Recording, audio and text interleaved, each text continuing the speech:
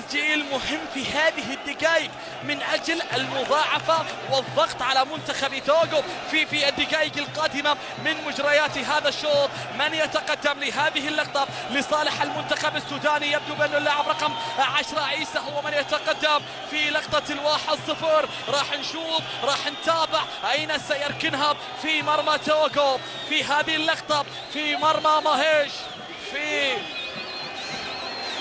في مرمى مانيش، حارس المرمى الواضح في الصورة في اللقطة الماضية.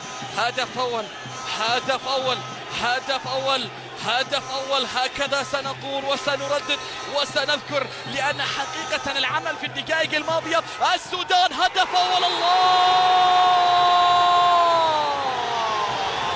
هدف التقدم يحضر عن طريق ويسار.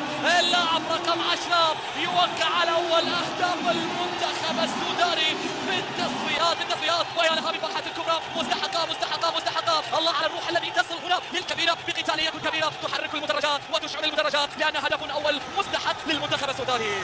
الله على هكذا فرحة، الله على هكذا رغبة وإصرار وتسجيل في المرمى. ومن علامة الجزاء اللاعب رقم 10 الهدف الأول. 10/10 يا سودان، 10/10 يا سودان في هذه اللقطة. بادر توغو سيتقدم وسيقدم عطاء عكس الذي كان، لكن شوف العطاء، شوف الجمال، شوف الركنة، شوف الحطة، شوف الضربة الذي سجل من خلالها عيسى أول أهداف هذه المباراة ولصالح المنتخب السوداني. برافو برافو، حقيقة المنتخب السوداني وصل إلى مرتقى، تحصل على ركنة